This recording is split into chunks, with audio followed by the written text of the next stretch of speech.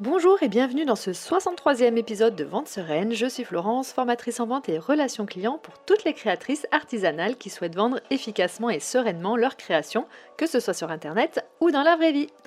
Alors aujourd'hui, on va parler d'un sujet un peu sensible, voire carrément tabou dans le monde de la création artisanale, puisque je vais te parler du burn-out de la créatrice.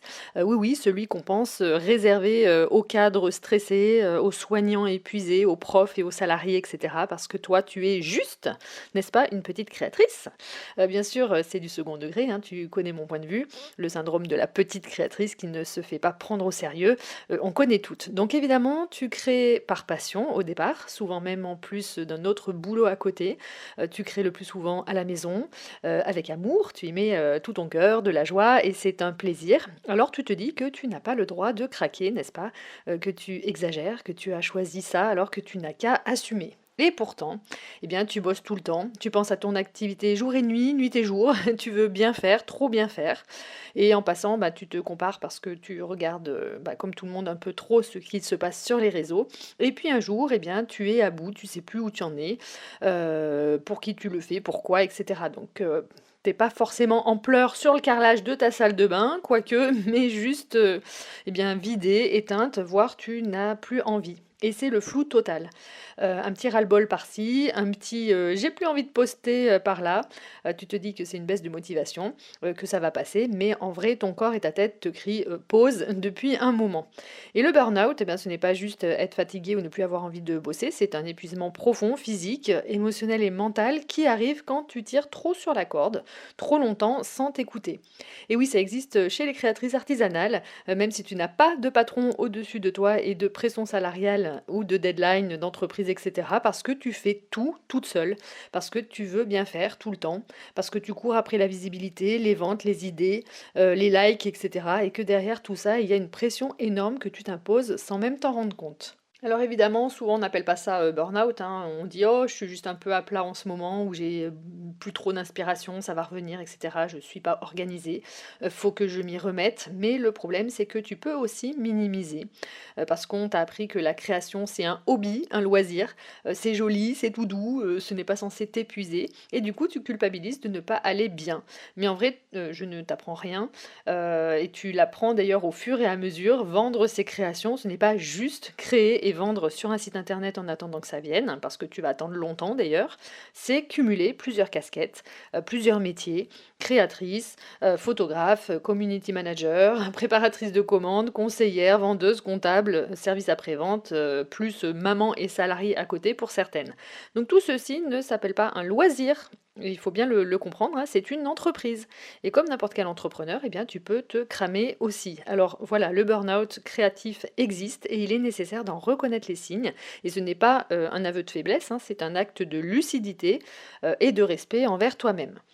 Et donc, tu as peut-être des petits voyants rouges qui clignotent, hein, des petits signes qui devraient te mettre qui te mettent la puce à l'oreille, hein. Si par exemple tu es épuisé mentalement, que tu as la tête pleine, trop pleine, que tu n'arrives plus à te concentrer, à prioriser, à réfléchir avec clarté, que tout devient une montagne à gravir, même les toutes petites choses, que tu procrastines et en plus en ayant mauvaise conscience évidemment, ou au contraire, eh bien, tu continues d'avancer, avancer par automatisme, parce il le faut bien, mais sans aucune flamme ni aucun plaisir, et que ce qui te faisait vibrer, ce qui t'animait, ne te fait plus rien, et au pire c'est devenu une corvée, que tout énerve, que tout attriste, que tu es plus sensible, qu'un seul commentaire ou au contraire un message sans réponse, un réel qui fait un flop te met dans une tristesse sans nom, que tu jalouses peut-être aussi toutes les autres et que tu te sens incapable de faire quoi que ce soit, que tu as envie de tout arrêter parce que même si tu sais que c'est ta voie, eh bien tu finis par rêver de tout arrêter parce que tu n'en peux plus. Donc si tu te reconnais dans plusieurs de ces signes, eh bien il est temps déjà de faire une pause. Donc pas forcément arrêter ton activité selon les signes évidemment, mais t'arrêter toi quelques instants, observer, t'écouter et t'autoriser à ne pas être une machine. Alors parce que non, tu n'es pas condamné à t'épuiser pour faire tourner ton activité, et non, ce n'est pas égoïste de penser à toi. Alors voici ce que tu peux faire dès maintenant pour éviter d'aller droit dans le mur. Alors évidemment, je précise avant tout, hein, que je ne suis pas spécialiste en santé mentale. Si tu te sens vraiment dépassé réellement, tu as tous les signes, voilà, tous les voyants rouges et que tu soupçonnes vraiment un vrai burn-out, que tu es au fond du gouffre vraiment, que tu pleures tout le temps et cetera, je t'invite vraiment à te faire bien sûr accompagner par un professionnel. Le burn-out, c'est un sujet vraiment sérieux. De mon côté, je t'en parle avec ma casquette de formatrice en vente en partant de ce que je vis et ce que je vois au quotidien chez les créatrices artisanales, les petits signaux qui peuvent alerter. Mon but ici, c'est de mettre des mots sur ce qu'on vit trop souvent en silence et de t'apporter des pistes pour t'alléger, surtout avant qu'il ne soit trop tard. Donc déjà, eh bien, repose-toi, hein, je l'ai déjà dit, mais le repos fait aussi partie de la stratégie de tout entrepreneur, comme de salarié d'ailleurs, hein, tu le sais, quand on est reposé, on revient plus créative, avec plus d'énergie, plus d'idées, etc. Donc si tu as besoin de recharger les batteries, fais-le. Planifie même des créneaux de non-productivité totale dans ton agenda, comme dans des rendez-vous clients par exemple. Je le fais moi aussi par exemple pour le sport, parce que je sais qu'après une séance, je me sens bien, je réserve mes créneaux non négociables sur mon agenda au lieu de repousser encore et encore. Et je me dis, bien tel jour de la semaine, je fais telle séance, à telle heure, peu importe, je ne déroge pas à la règle, je ne mets pas autre chose à la place. Donc se vider la tête, c'est important avec autre chose, ou avec un vrai repos, sans rien faire, sans rien à penser, voilà, sans rien. Et si tu as besoin d'une vraie pause, longue, eh bien prends-la sans culpabiliser. Le monde ne s'arrêtera pas de tourner, tu as le droit de prendre des vacances, évidemment, comme tout le monde. Deuxièmement, rappelle-toi, pourquoi tu fais ça. Reconnecte-toi à ton pourquoi, à ta flamme. Tu n'as pas choisi ce métier pour avoir la boule au ventre. Reviens à ce qui t'a donné envie au départ, la passion, la liberté, la création, pas l'auto-esclavage. Ne sois pas ton pire patron, le patron que tu n'as jamais voulu avoir. Troisièmement, allège-toi.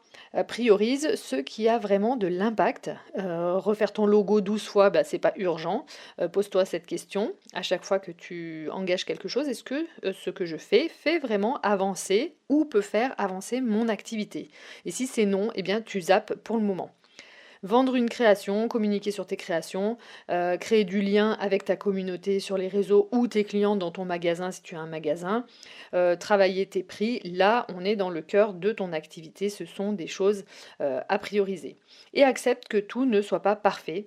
Je sais c'est dur, mais rappelle-toi que tu n'es pas une entreprise de 12 personnes à toi toute seule, tu fais énormément et ça mérite d'être reconnu déjà par toi-même. Et donc, eh bien, dis non aussi à ce qui te vide au lieu de t'élever. Tu n'es pas obligé d'être absolument sur les réseaux sociaux, sur Internet ou sur un marché si cela ne te correspond pas. Il n'y a pas un seul modèle de vente magique, ça se saurait.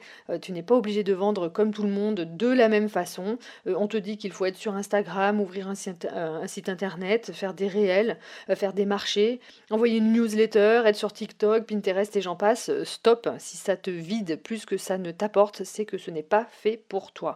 Il faut y trouver vraiment un minimum de plaisir, de trouver ton bon canal de vente. Donc tu peux vendre uniquement en marché si tu adores le contact humain. Tu peux choisir de ne pas être sur les réseaux sociaux. Tu peux au contraire ne faire que ça si c'est ce qui t'anime, si tu aimes vraiment être sur les réseaux. Bref, ce qui compte, c'est que tu trouves ton rythme et ton canal à toi. Celui qui respecte ton énergie, ton temps, tes envies, ton mode de vie, tes besoins et ta santé mentale, bien sûr. Parce que forcer une stratégie à la mode, quand elle ne te correspond pas, eh bien c'est l'autoroute vers l'épuisement. Donc autorise-toi à sortir des cases, à tester autre chose, à simplifier. Ce n'est pas un abandon, c'est une décision vraiment alignée avec toi-même, ce que tu es, ce que tu ressens, avec tes envies et tes besoins. Donc nul besoin de faire comme tout le monde si ce n'est pas ce que tu aimes ou si tu n'y trouves vraiment aucun plaisir. De toute façon, les choses qu'on fait sans plaisir, au bout d'un moment, eh bien, on arrête parce que ça nous épuise et que voilà, ce n'est pas fait pour nous. Autre point, apprends à dire non. Dire non, ce n'est pas être capricieuse ou ingrate, c'est choisir ses batailles. Et parfois, c'est la chose la plus intelligente et la plus saine à faire pour soi-même. Non, bien par exemple, aux collaborations qui ne t'enthousiasment pas. Non au marché qui ne te parle pas ou qui ne parle pas à ta cible et qui te coûte en plus un bras et qui ne te rapporte rien, soit dit en passant. Donc, vraiment de choisir et tu peux ne pas dire oui à tout ce qui passe place. Non aux projets ou aux idées ou aux sollicitations qui te vident au lieu de te booster. Si tu proposes de la personnalisation par exemple, mais qu'on te demande une chose que tu n'as pas envie de faire, ne le fais pas. Pose des limites. Même dans la personnalisation, hein, c'est même tout à fait recommandé de poser des limites. C'est normal. Donc ta créativité a aussi besoin de respiration. Elle ne peut pas s'épanouir sous la pression permanente ou l'hyper-disponibilité pour toutes les demandes. Donc ta créativité a besoin de temps, d'envie et d'espace. Et parfois, eh bien, ça commence par un non bien placé. Et puis, eh bien, essaye de bien t'entourer. Être créatrice, ça peut être hyper, isolant. Tu peux te sentir seule et ça peut, empirer quand tu ne vas pas bien. Donc parle à d'autres créatrices ou entrepreneurs qui peuvent comprendre ce que tu traverses ou à ton entourage, si tu as un entourage compréhensif. J'en ai parlé dans l'épisode numéro 11 du podcast, si tu as envie de l'écouter ou de le réécouter. Et puis, bien, je dirais accepte de ne pas être une machine, hein. Tu n'as pas choisi ce métier pour produire à grande échelle non-stop. Tu es humaine, peut-être sensible et créative en tous les cas sûrement. Tu as le droit d'avoir des hauts, des bas et des doutes et tu as le droit d'ajuster ton rythme. Donc sois douce et bienveillante envers toi-même. Tu fais de ton mieux, tu apprends, tu construis et ça c'est déjà énorme. Et si tu sens que tu as besoin de soutien, d'y voir plus clair, de retrouver ou trouver de la structure sans t'épuiser, tu sais que je suis là pour ça, avec mes podcasts évidemment, mon Instagram et mes formations et mes coachings personnalisés. Je t'accompagne pas à pas à ton rythme sur tous les sujets qui comptent vraiment pour développer ton activité sans t'oublier en chemin, toi et tes envies et tes besoins. Donc je te laisse regarder tout ça sur mon site internet Vente Sereine ou mon Instagram. Tu y verras toutes les infos et les témoignages des créatrices qui ont déjà fait appel à mes services. Voilà, et bien si cet épisode t'a parlé ou fait réfléchir, ou t'a peut-être même un peu bousculé, alors garde précieusement ce qui a résonné pour toi.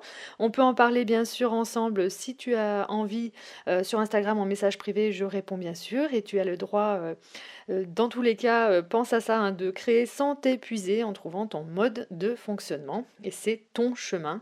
N'oublie pas ton mode de fonctionnement, ton chemin, ton rythme et pas ceux des autres. Voilà, si tu veux ne rien rater des prochains épisodes, eh bien pense à t'abonner au podcast et à laisser un petit cœur, 5 étoiles ou un avis selon la plateforme d'écoute. Cela m'aide énormément à me faire connaître.